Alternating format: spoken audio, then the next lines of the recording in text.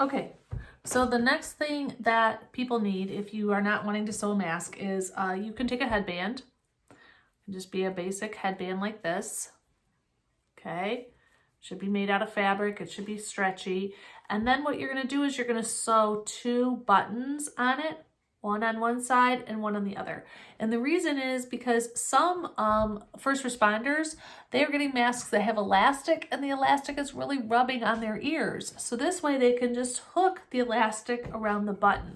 Okay, so I'm gonna show you how to sew on a button right now. Okay, so this is what you're gonna do.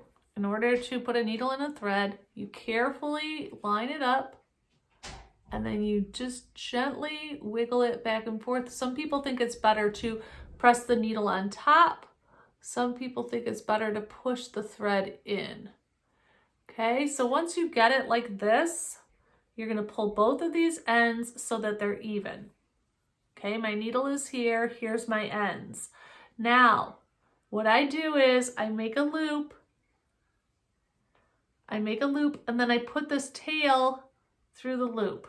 Once, I can do it a couple times. I pull that through, don't pull it yet, just keep putting the tail through the loop over and over.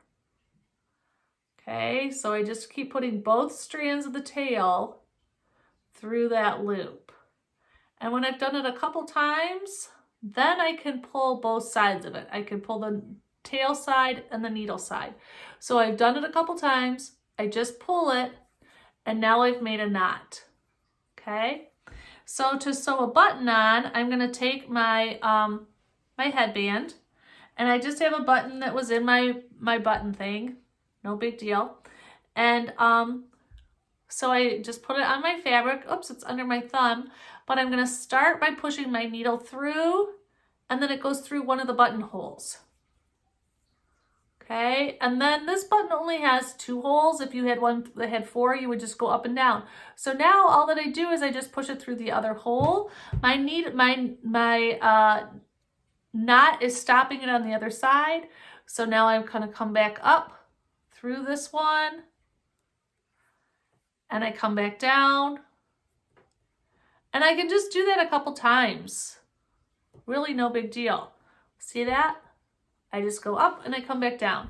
And like I said, I can do it a couple times. That's up to you how many times you want. You want it to be able to stay.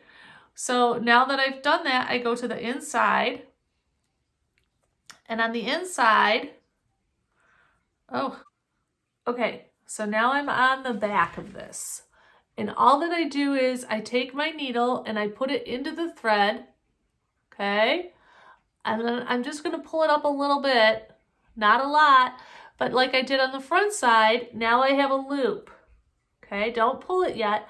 I'm gonna put my needle through that loop a couple times. I'm gonna take it like this, and I'm gonna go through the loop once.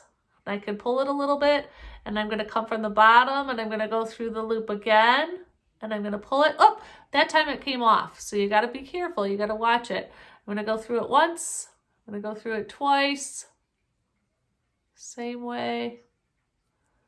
And then when I'm all done, I just slide this down towards my fabric and I can cut it off.